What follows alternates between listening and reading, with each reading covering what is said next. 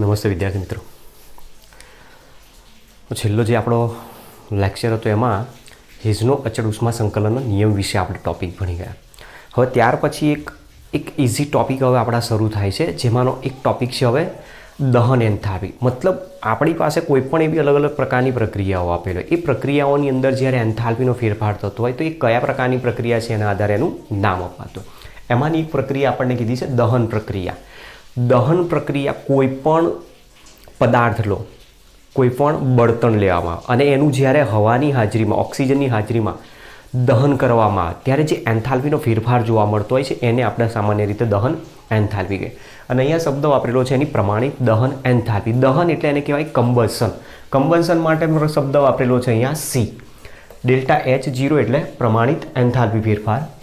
પ્રક્રિયા દરમિયાન જોવા મળતો દહન પ્રક્રિયાનો પ્રમાણિત એન્થાલ્પી ફેરફાર એ પ્રમાણિત દહન એન્થાલ્પી ફેરફારને ΔH0 કમ્બશન સી તરીકે દર્શાવેલું છે.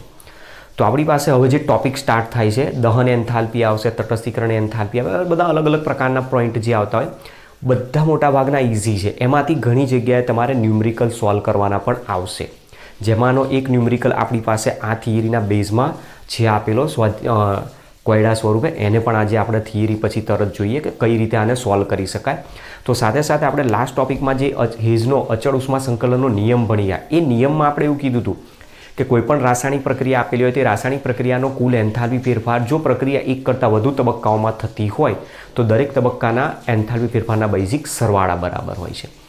હવે એ જ વસ્તુને આપણે આજના એક્ઝામ્પલમાં પણ સમજવાની છે કે ખરેખર જે વસ્તુ કીધી છે એ મુજબ એ સાચું છે. ચલો, તો ટોપિક છે આપણો એ મુજબ જોતા જઈએ. પ્રક્રિયાની પ્રમાણિત દહન એન્થાલ્પી. તો સામાન્ય રીતે આપણે જોઈએ કે કોઈ પણ પદાર્થ અથવા કોઈ પણ બળતણ તમે લઈ લો અને જ્યારે એનું હવાની હાજરીમાં, ઓક્સિજનની હાજરીમાં દહન કરવામાં તો હંમેશા એમાંથી ઉર્જા આપે છે આપણને. ઉર્જા આપે છે મતલબ કે પ્રક્રિયા કયા પ્રકારની છે? એક પ્રકારની ઉષ્મા ક્ષેપક પ્રક્રિયા છે. તો પહેલું પોઈન્ટ તમારે આ ધ્યાન રાખવાનો કે દહન પ્રક્રિયા, દહન પ્રક્રિયાઓ ઉષ્મા ક્ષેપક હોય છે.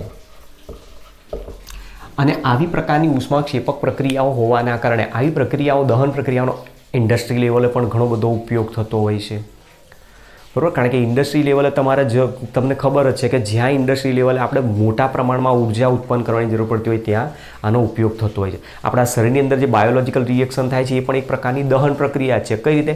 આપણે બહારથી ખોરાક લઈએ છીએ, ખોરાકનું આપણા શરીરની અંદર ઉત્સેચકોની હાજરીમાં ત્યાં બાયોલોજિકલ રિએક્શન દ્વારા ચયાપચયની ક્રિયા દરમિયાન દહન થતું હોય છે અને એમાંથી આપણને ઉર્જા મળતી હોય છે.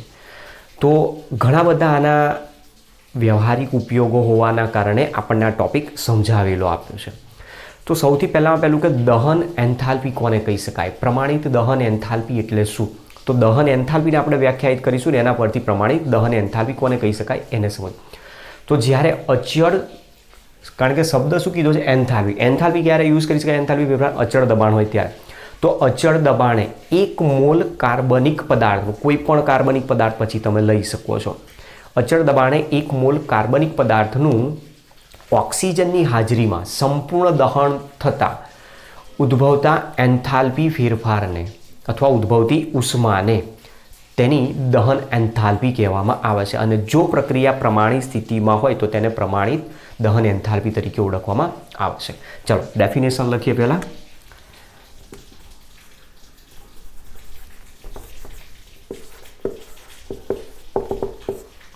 તો આપણી જે ડેફિનેશન છે,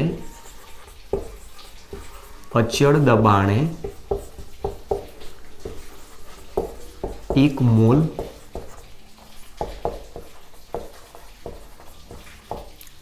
કાર્બનિક પદાર્થનું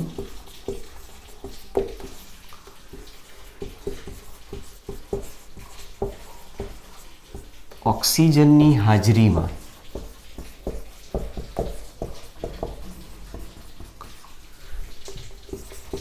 સંપૂર્ણ દહન થતાં ઉદ્ભવતી ઉષ્માને અથવા પ્રક્રિયા દરમિયાન થતા એન્થાલ્પી ફેરફારને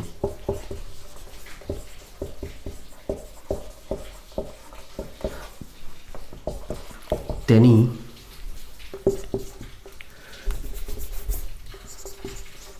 દહન એન્થાલ્પી કહે છે.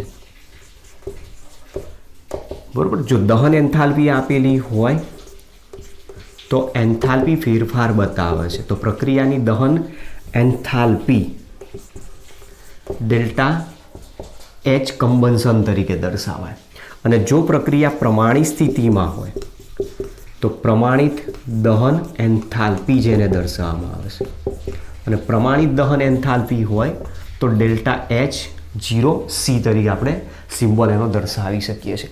તો અહીંયા આપણને એક વસ્તુ સમજાય છે, એ ખાસ તમારે ધ્યાન રાખવાની કે પ્રક્રિયા અહીંયા જે થશે એ અચળ દબાણે તો થશે જ, પણ મેઇન પોઈન્ટ છે આ, એક મોલ કાર્બનિક પદાર્થનું ઓક્સિજનની હાજરીમાં સંપૂર્ણ દહન થવું જરૂરી છે.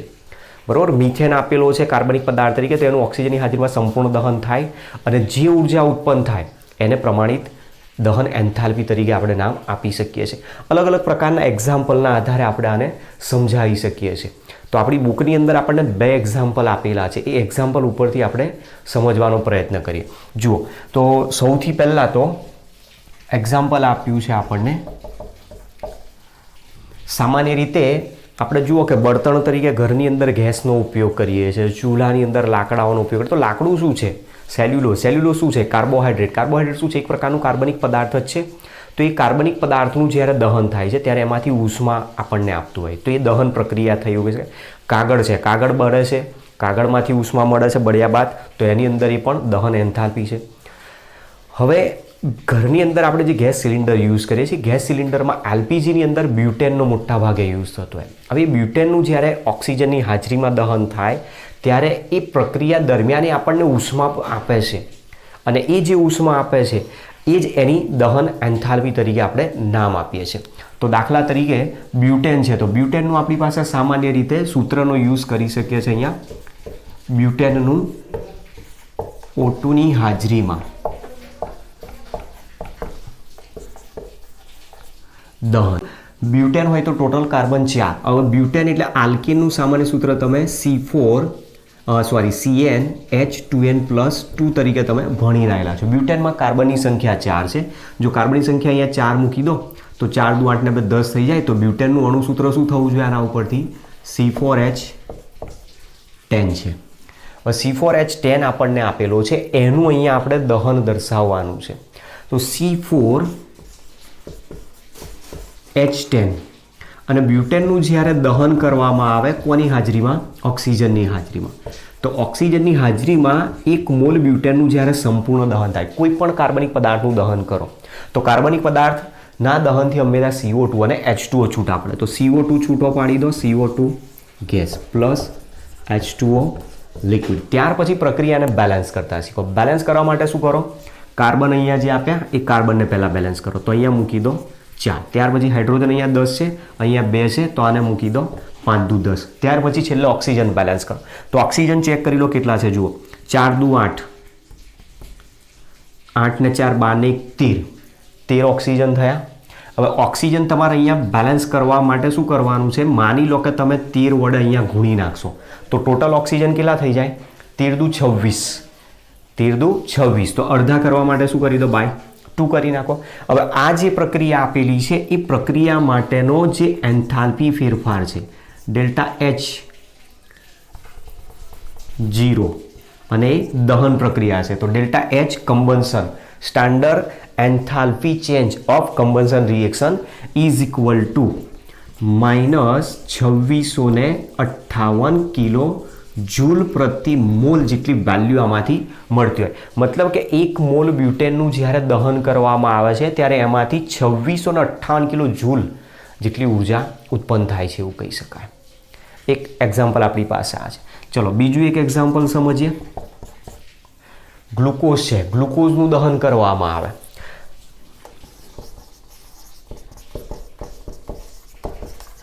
હવે ગ્લુકોઝનું જો દહન થાય તો ગ્લુકોઝનું સૂત્ર છે C6H12O6. ગ્લુકોઝનું જો ઓક્સિજનની હાજરીમાં દહન થાય તો આમાંથી પણ CO2 અને H2O છૂટા પડશે. તો CO2 gas plus H2O liquid. ચલો પ્રક્રિયાને બેલેન્સ કરી નાખીએ. પ્રક્રિયાને બેલેન્સ કરવા કાર્બન 6 છે, આને 6 વડે ગુણી નાખો. હાઇડ્રોજન 12 છે, આને 6 વડે ગુણી નાખો. હવે બાકી રહ્યા ઓક્સિજન. તો ઓક્સિજન જુઓ 6 દુ 12, 12 ને 6 18 છે. અહીંયા 6 દુ 12, 12 ને 6 18. તો અહીંયા તો 6 છે જ ઓલરેડી, તો આને ખાલી 6 વડે ગુણી નાખો. તો 6 દુ 12, 6 દુ 12, 12 ને 6 18. બેલેન્સ થઈ ગયા. હવે આ જે પ્રક્રિયા આપેલી છે એ પ્રક્રિયા માટેનો જે દહન એન્થાલ્પી છે એ દહન એન્થાલ્પીની value delta H0 combustion is equal to -2802 kilo joule પ્રતિ મોલ જેટલી જોવા મળતી હોય છે. તો બંને પ્રક્રિયામાં તમે જોઈ શકો છો કે અહીંયા આપણી પાસે 4 કાર્બન હતા, એનાથી દહન થયું 2658 કિલો જૂલ. મતલબ બ્યુટેનના દહનથી, બ્યુટેનના 1 મોલ દહનથી 2658 કિલો જૂલ જેટલી ઉર્જા ઉદ્ભવે છે. તો પ્રક્રિયા ઉષ્માક્ષેપક છે. ઉષ્માક્ષેપક દહન પ્રક્રિયા હોવાના કારણે વેલ્યુ કેવી બતાવી છે? માઇનસ. એ જ પ્રમાણે ગ્લુકોઝનું જ્યારે દહન થતું હોય છે તો 1 મોલ ગ્લુકોઝનું ઓક્સિજનની હાજરીમાં સંપૂર્ણ દહન થવાથી એમાંથી 2802 કિલો જૂલ જેટલી, મતલબ 2802 કિલો જૂલ જેટલી ઉર્જા ઉત્પન્ન થતી હોય છે.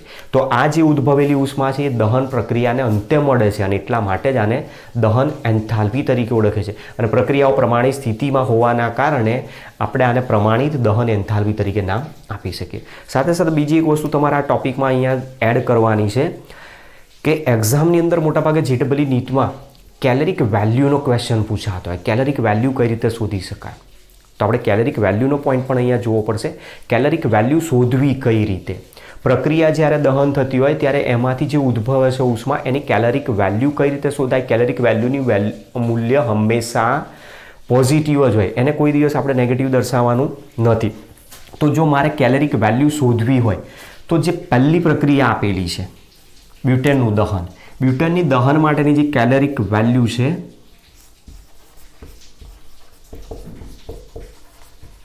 એ કેલરીક વેલ્યુ શોધવા માટે જે એની દહન એન્થાલ્પી મળી, દહન એન્થાલ્પી આપણી પાસે આપેલી છે 2658, એને એના અણુભાર વડે ભાગી નાખવા. મતલબ કે અહીંયા જો મારે કેલરીક વેલ્યુનું સૂત્ર બતાવવું હોય તો અહીંયા દર્શાવો એની પ્રમાણિત દહન એન્થાલ્પી ભાગ્યા મોલેક્યુલર વેઇટ લઈ લો. મોલેક્યુલર વેઇટ એટલે અણુભાર કોનો લેવાનો? જે કાર્બનિક પદાર્થ છે એનો. તો જો એ મુજબ અહીંયાથી કેલરીક વેલ્યુ શોધવી હોય તો 2658 ભાગ્યા તમે 58 કરી નાખો એટલે બ્યુટેનના દહનથી ઉદ્ભવતી જે કેલરીક મૂલ્ય છે એ તમને અહીંયાથી જવાબ મળ્યા. એ જ પ્રમાણે તમારે જો ગ્લુકોઝ માટે જોઈએ તો ગ્લુકોઝ માટે કેલરીક મૂલ્ય જો શોધવું હોય તો ગ્લુકોઝનું કેલરીક વેલ્યુ શોધવા માટે આપણી પાસે 2802 છે ઉદ્ભવતી ઉષ્મા, અને એનો જે અણુભાર છે એ 180 ગ્રામ છે. તો ભાગ્યા કરી નાખો 180. તો ગ્લુકોઝના દહનથી ઉદ્ભવતી કેલરીક વેલ્યુ પણ તમે આ રીતે શોધી શકો છો. તો આ થિયરી તમે જુઓ કે અહીંયા કશું થિયરીમાં છે નહીં અને એકદમ ઇઝી ટોપિક આપણને સમજાય કે દહન એન્થાલ્પી એટલે શું. તો દહન એન્થાલ્પી કોને કહી શકાય? તો 1 મોલ કાર્બનિક પદાર્થનું ઓક્સિજનની હાજરીમાં સંપૂર્ણ દહન થવાથી ઉદ્ભવતી ઉષ્માને અથવા એન્થાલ્પી ફેરફારને તેની દહન એન્થાલ્પી કહેવાય. અને જો પ્રમાણિત સ્થિતિમાં હોય તેને પ્રમાણિત દહન એન્થાલ્પી તરીકે ઓળખવામાં આવે છે, જેને ડેલ્ટા H0 કમ્બન્શન તરીકે દર્શાવાય છે. દહનની પ્રક્રિયાઓ મોટાભાગની ઉષ્મા ક્ષેપક પ્રકારની હોય. તો દહન પ્રક્રિયાઓ કઈ છે? તો આપણે એના બધા વ્યવહારિક ઉદાહરણ બધા ઘણા બધા આપણે વાપરી શકે. એમાંના જ ઉદાહરણ આપણે પાસે 2 લીધા છે, જેમાંથી આ એક આપણી પાસે એક્ઝામ્પલ નંબર 1 બતાવ્યો છે અને આ એક્ઝામ્પલ નંબર 2, અને જેના ઉપરથી આપણે એની કેલરીક વેલ્યુ કઈ રીતે શોધી શકાય એ પણ જોઈ ગયા. બરોબર. જો પ્રક્રિયાનો એન્થાલ્પી ફેરફાર કીધો હોય તો આ પ્રક્રિયાનો એન્થાલ્પી ફેરફાર જ કહી શકાય, જે તમે આની પ્રમાણિત સર્જન એન્થાલ્પીના ઉપયોગ કરીને પણ સરળતાથી શોધી શકો છો. હવે આપણી પાસે આના ઉપરથી જે એક ક્વેશ્ચન આપેલો છે ન્યુમેરિકલ સ્વરૂપે, પઝલ સ્વરૂપમાં આપેલો છે, એને સોલ્વ કરવાનો પ્રયત્ન કરીએ કઈ રીતે શોધી શકાય છે. બરોબર. જેના વિશે થિયરી આપણે ઓલરેડી ભણી ગયા છીએ. સર્જન એન્થાલ્પીનો ટોપિક ભણી ગયા, દહન એન્થાલ્પી પણ આવી ગઈ અને હેઝનો અચળ ઉષ્મા સંકલનનો નિયમ પણ. આ ત્રણે ભેગી કરીને એ પઝલને આપણે સોલ્વ કરવાનો. દાખલો છે ઇઝી, ટેક્સ્ટબુકની રીતથી એકદમ જોવાનો કોઈ પ્રયત્ન કરશો ને અને ટેક્સ્ટબુકની રીતથી ના જશો. આપણે જે મેથડથી ગણાવીએ છીએ એ જ મેથડથી ગણવાનો પ્રયત્ન કરજો. ઠીક છે. ચલો તો પહેલો આટલો પોઈન્ટ આની અંદરથી તમે નોંધી લો એટલે તમને ખ્યાલ આવે કેલરીક વેલ્યુ કઈ રીતે શોધાતી હોય છે. તો આ એક્ઝામ્પલ આપેલો છે આપણને. પઝલ નંબર 6.8 બરાબર. એક ઇમ્પોર્ટન્ટ ક્વેશ્ચન આપેલો છે, સ્કૂલ લેવલની એક્ઝામમાં પણ પૂછી શકાયો છે, એન્ટ્રન્સ એક્ઝામમાં પણ પૂછાયો છે આ ભૂતકાળની અંદર. જો ક્વેશ્ચન શું આપેલો છે એનું સ્ટેટમેન્ટ પહેલાં તો વાંચીએ. 1 મોલ બેન્ઝીનનું દહન, મતલબ અહીંયા કન્ફર્મ થઈ ગયું કે કાર્બનિક પદાર્થનું દહન કર્યું છે બેન્ઝીનનું. 1 મોલ બેન્ઝીનનું દહન 298 કેલ્વિન તાપમાને અને 1 વાતાવરણ દબાણે થાય છે. મતલબ અહીંયા અચળ દબાણ આપેલું છે, ટેમ્પરેચર પણ કોન્સ્ટન્ટ કરી દઉં, રૂમ ટેમ્પરેચર પ્રક્રિયા અચળ દબાણે થાય છે. તો દહન પછી CO2 અને H2O નીપજે અને 3267 કિલો જૂલ ઉષ્મા મુક્ત થાય છે. મતલબ બેન્ઝીનનું દહન થવાથી ઉદ્ભવતી જે ઉષ્મા છે એ કેટલી છે? તો 3267 કિલો જૂલ. તો મતલબ આ શું આપી? એ પ્રક્રિયાની દહન એન્થાલ્પી તમને આપેલી છે એવું કહી શકીએ છીએ આપણે. હવે પછી કીધું કે બેન્ઝીનની પ્રમાણિત સર્જન એન્થાલ્પી ગણો. મતલબ આપણે શોધવાના છે delta H0 formation, standard enthalpy ફેરફાર શોધવાનો છે સર્જન પ્રક્રિયા માટે. એમાં CO2 અને H2O ની પ્રમાણિત સર્જન એન્થાલ્પીની વેલ્યુ આપણને આપેલી છે. ચલો હવે સૌથી પહેલાં આપણે જે શોધવાનું છે એનો ઉપયોગ કરીએ કે આપણે આન્સરમાં અહીંયા આપણો જે હેતુ છે મેઇન શું હોવો જોઈએ, કે આપણે જે સ્ટેટમેન્ટ આપ્યું એમાં શું શોધવાનું છે. તો બેન્ઝીનની પ્રમાણિત સર્જન એન્થાલ્પી ગણો. તો બેન્ઝીનનું સર્જન બતાવવું પડશે. C6H6 લિક્વિડ, બેન્ઝીનનું સર્જન થશે તો બેન્ઝીન લિક્વિડ ફોર્મમાં હોય. હવે બેન્ઝીનનું જો સર્જન થતું હોય તો બેન્ઝીન શેમાંથી બનતો હોવો જોઈએ? તો એના તત્વોની પ્રમાણિત સ્થિતિમાંથી. તો એક કાર્બન અને એક હાઇડ્રોજન. તો આપણી પાસે કાર્બન છે, કાર્બન કયા સ્વરૂપે હશે? સોલિડ અને ગ્રેફાઇટ સ્વરૂપે. ક્લિયર? તો સોલિડ ગ્રેફાઇટ સ્વરૂપે પ્લસ હાઇડ્રોજન, તો હાઇડ્રોજન H2 ગેસ સ્વરૂપે આપેલો હોય. હવે પ્રક્રિયાને બેલેન્સ કરી નાખીએ તો કાર્બન 6 છે આને 6 વડે ગુણી નાખો, હાઇડ્રોજન અહીંયા 6 છે આને 3 વડે ગુણી નાખો. તો આ જે પ્રક્રિયા આપેલી છે એ પ્રક્રિયા દરમિયાન બેન્ઝીનની પ્રમાણિત સર્જન એન્થાલ્પી કેટલી છે એ આપણે શોધવાની છે. તેના માટે મારે આની જરૂર પડશે. 6 મોલ કાર્બન અને 3 મોલ હાઇડ્રોજનની જરૂર પડશે. હવે એની અંદર તમે જુઓ બીજી બે વસ્તુ આપણને આપેલી છે. એક તો દહન એન્થાલ્પી આપેલી છે, એક વસ્તુ કન્ફર્મ છે આપણી પાસે, પણ સાથે સાથે અહીંયાથી આપણને CO2 અને H2O ની સર્જન એન્થાલ્પી પણ આપેલી છે. ચલો તો પહેલાં એ પોઈન્ટ પણ લખી લઈએ અહીંયા. અહીં delta H formation of CO2 gas is equal two CO2 ની પ્રમાણિત સર્જન એન્થાલ્પી -393.5 કિલો જૂલ પ્રતિ મોલ અને એ જ પ્રમાણે delta H formation H2O is equal two -285.8 kilo joule પ્રતિ મોલ આપણને આપેલી છે. હવે મેઇન વસ્તુ અહીંયા શું કીધું છે? 1 મોલ બેન્ઝીનનું દહન થાય છે. હવે બેન્ઝીનનું દહન થાય છે ત્યારે આટલી ઉષ્મા મુક્ત થઈ છે એવું કહેવાય. મતલબ કે જે ઉષ્મા આપેલી છે એ કઈ છે? દહન એન્થાલ્પીની વેલ્યુ આપણને આપી. તો આપણે પહેલી એની પણ પ્રક્રિયાની તો હવે જરૂર પડશે જ. તો ચલો પ્રક્રિયા પહેલી એની લખીએ. 1 મોલ બેન્ઝીન લીધો છે. 1 મોલ બેન્ઝીન એટલે C6H6 લિક્વિડ. એનું દહન ઓક્સિજનની હાજરીમાં કરવા. તો ઓક્સિજનની હાજરીમાં દહન થાય તો એમાંથી ઉદ્ભવે શું? CO2 અને H2O. તો આપણને એ તો ઓલરેડી કહી દીધું છે, CO2 અને H2O એમાંથી ઉદ્ભવે છે એવું કહે છે. ચલો હવે આ પ્રક્રિયાને બેલેન્સ કરીએ. કાર્બન 6 છે, 6 વડે ગુણી નાખો. હાઇડ્રોજન 6 છે, 3 વડે ગુણી નાખો. ઓક્સિજન ગણી લો. 6 દુ 12, 12 ને 3 15.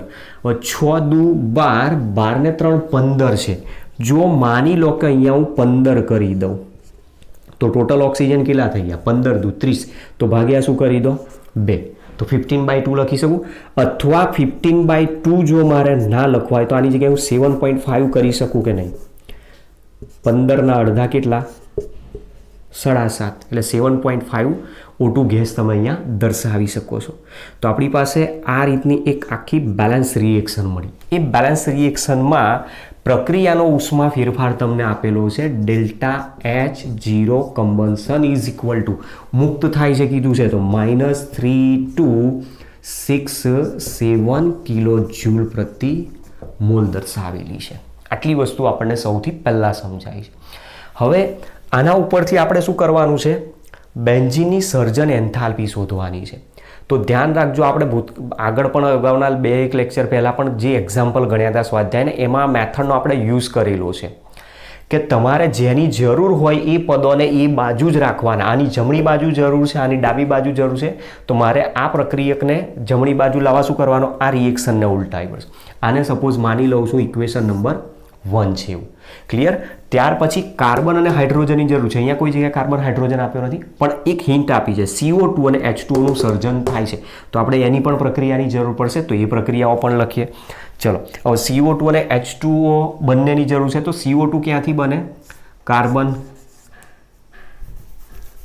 Carbon solid plus O2 gas gives CO2 gas. પ્રક્રિયા ઓલરેડી બેલેન્સ છે અને એ પ્રક્રિયા દરમિયાન જે એની સર્જન એન્થાલ્પી આપી delta H formation is equal two -393.5 kilo joule પ્રતિ મોલ દર્શાવીશ. આને હું આપી દઉં છું ઇક્વેશન નંબર 2. ત્યાર પછી H2O ની જરૂર છે, તો hydrogen H2 gas plus O2 gas વચ્ચે પ્રક્રિયા થાય, તો ઓક્સિજન કેટલા જરૂર પડશે? અહીંયા 1/2 મોલ, અને એમાંથી નિપજ મળે છે H2O લિક્વિડ. તો 2 હાઇડ્રોજન અને 1 ઓક્સિજનની જરૂર છે, એટલે 1/2 મોલ કરી દીધા. હવે આ જે પ્રક્રિયા છે એ પ્રક્રિયા દરમિયાન H2O નું સર્જન થાય તો એની એન્થાલ્પી -285.8 કિલો જૂલ પ્રતિ મોલ જેટલી મળતી હોય છે. આને હું આપી દઉં છું ઇક્વેશન નંબર 3. હવે તમારે જે જરૂર છે બધી વસ્તુ તમને મળી ગઈ. જુઓ, અહીંયા ડાબી બાજુ મારે કોની જરૂર છે? કાર્બનની. બરાબર? આ આપણો હેતુ જે છે એને ટાર્ગેટ કરજો મેન, કે મારે જરૂર છે એની છે આ રિએક્શનની જરૂર છે અને એમાંથી શોધવાનું છે. તો મારે કાર્બનની જરૂર છે, કાર્બન ડાબી બાજુ છે, અહીંયા ડાબી બાજુ ઓલરેડી ફિક્સ છે. ચલો, હાઇડ્રોજન ડાબી બાજુ છે એ ઓલરેડી ફિક્સ છે. ક્લિયર? પણ અહીંયા કાર્બન 6 છે, હાઇડ્રોજન 3 છે, અહીંયા કાર્બન 1 છે, હાઇડ્રોજન 1 છે, તો આને 6 વડે ગુણવા પડશે, આને 3 વડે ગુણવા પડશે. એક એ પ્રોસેસ કરવી પડે. બીજા નંબરમાં બેન્ઝીન મારે જમણી બાજુ જોઈએ, તો આ જે ઇક્વેશન છે એને આખું ઉલટાવી દો. હવે યાદ આવે છે ઉષ્મા રાસાયણિક સમીકરણની અંદરથી જે લાક્ષણિકતા આપણે બતાવી દઈએ, ઉષ્મા રાસાયણિક સમીકરણ જ્યારે બેલેન્સ ઇક્વેશન આપેલું હોય અને જો એને ઉલટાવવામાં આવે તો જે પ્રક્રિયાનો એન્થાલ્પી ફેરફાર પ્લસ હોય માઇનસ થઈ જાય, માઇનસ હોય પ્લસ થઈ જાય. તો પ્રક્રિયાનો પ્રમાણિત એન્થાલ્પી ફેરફાર જે અહીંયા દહન એન્થાલ્પી આપ્યો છે -3267 કિલો જૂલ, એ કેવો થઈ જશે? પ્લસ. ક્લિયર? ચલો, તો આપણે એ પ્રોસેસ અહીંયાથી કરવાની છે.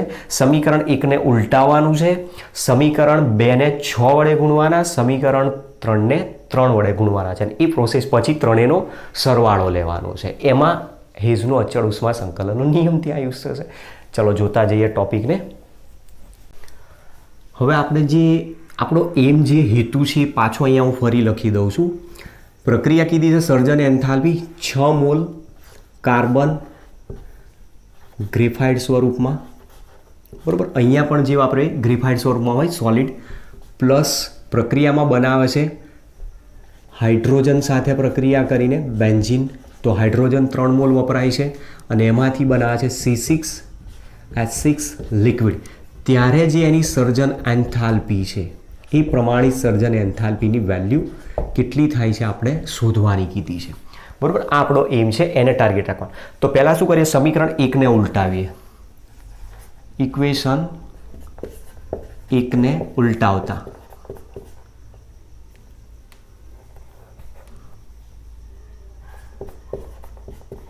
તો સમીકરણ 1 ને ઉલટાવું તો આખું ચેન્જ થઈ જશે આ ભાગ. તો ઇક્વેશન આપણું શું આવી જશે? આગળ આવી જશે આ 6 CO2 gas plus 3 H2O liquid, અને આ ભાગ જમણી બાજુ જતો રહેશે. C6H6 liquid plus 7.5 O2 gas, જેની એન્થાલ્પી એ જે તમને આપેલી છે એનું દહન એન્થાલ્પીની પ્રક્રિયાની વેલ્યુ આખી ચેન્જ થઈ જશે. ડેલ્ટા H0 જે વેલ્યુ કેટલી થઈ જશે? +3267 કિલો જૂલ પ્રતિ મોલ થઈ જશે. બરાબર? આ વસ્તુ ચેન્જ થશે. હવે બીજા નંબરમાં શું કરવાનું? આને 6 વડે ગુણવાના, કારણ મારે 6 કાર્બન લાવવાના અને 3 H2ની જરૂર, તો આને 3 વડે ગુણવાના છે. તો હવે આપણો જે પોઈન્ટ આવે છે નેક્સ્ટ, એને અહીંયા ટ્રાય કરીએ. તો જુઓ, પહેલાં જે અહીંયા જરૂર નથી હવે હું કાઢી નાખું છું.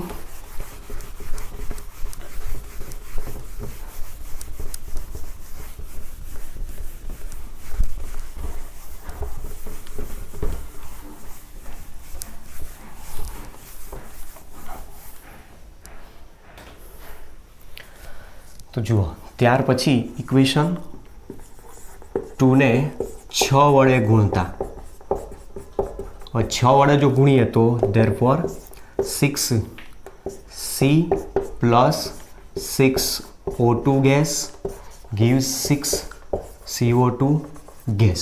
તો જે એન્થાલ્પી ફેરફાર છે ડેલ્ટા એચ ફોર્મેશન એ પણ 6 વડે ગુણાય તો 6 × -393.5 કરવા પડશે.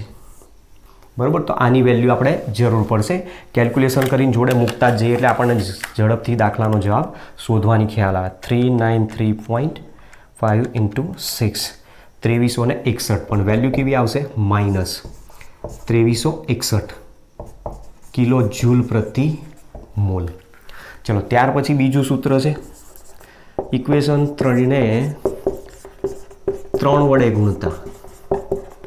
3 વડે જો એને ગુણી નાખીએ તો ધેરફોર 3H2 ગેસ પ્લસ 3 વડે ગુણશો એટલે 3/2 O2 gas gives 3H2O liquid, જેની સર્જન એન્થાલ્પીની વેલ્યુ પણ 3 વડે ગુણાશે. તો 3 × -285.8 ઇઝ ઇક્વલ ટુ 285.8 ગુણ્યા 3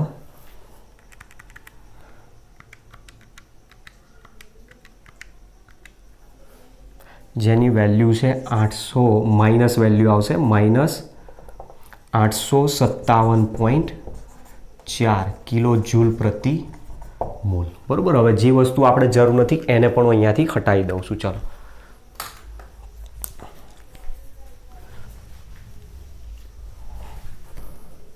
તો જુઓ હવે આપણી પાસે આ એક સિચ્યુએશન ઊભી થઈ.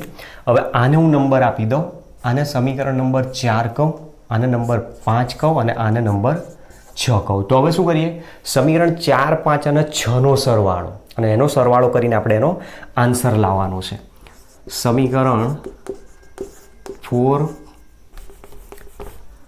+ 5 + 6 લેતા હવે આપણા જે ઇક્વેશન છે ઇક્વેશન અહીંયાથી મૂકીએ તો ઇક્વેશન આ રીતે છે 6CO2 gas plus 3H2O gives C6H6 plus 7.5 O2. બરાબર, ત્યાર પછી એને એન્થાલ્પી ફેરફારનો સરવાળો લઈશું. બીજું સમીકરણ છે 6C solid plus 6O2 gas gives 6CO2 gas. ત્યાર પછી ત્રીજું ઇક્વેશન છે 3H2 ગેસ પ્લસ આ 3/2 છે, 3/2 છે એટલે હું શું કરી દઉં 1.5 O2 ગેસ gives 3H2O. હવે આનું તમે જ્યારે નેટ રિએક્શન લેશો, સરવાળો કર્યો એટલે જે પણ ઉડી જતું એ બધું કાઢી નાખો અહીંયાથી. તો જુઓ શું કેન્સલ થઈ જાય છે. પહેલાં 6CO2 અહીંયાથી કેન્સલ થઈ જશે. ત્યાર પછી H2O જુઓ 3H2 અહીંયા છે, 3H2 અહીંયાથી કેન્સલ થાય. ત્યાર પછી આપણે તો ખાલી અહીંયા શું છે કાર્બન હાઇડ્રોજન બેઝ, તો કાર્બન હાઇડ્રોજન અહીંયા છે, ઓક્સિજન અહીંયા છે. જુઓ ઓક્સિજન 6O2 1.5 O2 મતલબ 7.5 O2 થયા. તો 7.5 O2 અહીંયા છે, 7.5 O2 અહીંયા છે, કેન્સલ કરી નાખો તો બાકી શું રહી ગયું જુઓ 6C solid plus 3H2 gas gives C6H6 liquid. આપણી પાસે આ આખી એક પ્રક્રિયા બની ગઈ, જે પ્રક્રિયા આપણે ઓલરેડી એમ છે આપેલું. તો ત્રણેય પ્રક્રિયાઓનો તમે એન્થાલ્પી ફેરફારનો હવે જો સરવાળો કરી નાખો તો બેન્ઝીનની સર્જન એન્થાલ્પી તમને મળી શકે છે, એવું આના ઉપરથી આપણને કહી શકાય. તો આ બધું શું કર્યું બેઝિક સરવાળો જ કહી શકાય. તો હેઝના નિયમ મુજબ પ્રક્રિયાઓ આપેલી છે એવું આપણે ગણી શકીએ. ચાલો તો હવે ત્રણ પ્રક્રિયાઓના જે આપણી પાસે એન્થાલ્પી ફેરફાર છે એનો કુલ સરવાળો લઈએ. તો therefore delta H formation of C6H6 is equal two, અહીંયા મેં નંબર કયો આપ્યો છે 4, 5 અને 6. બરાબર, તમે ગમે તે રાખી શકો છો. આને ધારો કે આપણી પાસે જે આપેલી છે વેલ્યુને હું ડેલ્ટા H1 કહી દઉં, આની જે વેલ્યુ મળી છે એને ધારો કે હું ડેલ્ટા H2 કહી દઉં અને આ જે વેલ્યુ મળી એને ધારો કે હું ડેલ્ટા H3 તરીકે આપી દઉં. બરાબર, તો 1, 2 અને 3નો કુલ સરવાળો લઈ લો. તો delta H0 1 plus delta H0 2 plus delta H0 3. તો ત્રણેયનો જો સરવાળો કરવામાં આવે તો આપણી પાસે જે વેલ્યુ છે એની કિંમત મૂકીએ 3267 પ્લસ આ માઇનસ છે તો માઇનસ થઈ જશે 2361 માઇનસ